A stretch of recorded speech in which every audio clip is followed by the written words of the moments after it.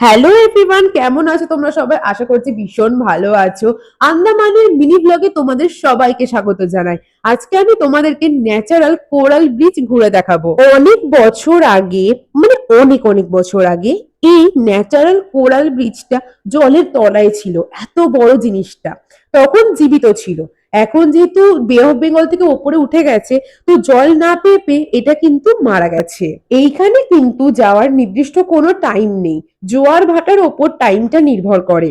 প্রথমে আমাদের আসার কথা ছিল সকাল 6:30 নাগাদ, কিন্তু সেই সময় জোয়ারের প্রকোপ থাকার কারণে আমরা গেছিলাম সকাল 11টা নাগাদ। তখন কিন্তু ভাটা ছিল, আর আমাদের ঘুরতে ঘুরতে সেই সময় কিন্তু অনেক জোয়ার চলে এসেছিল, আর আমাদের হাঁটু অব্দি জল চলে এসেছিল।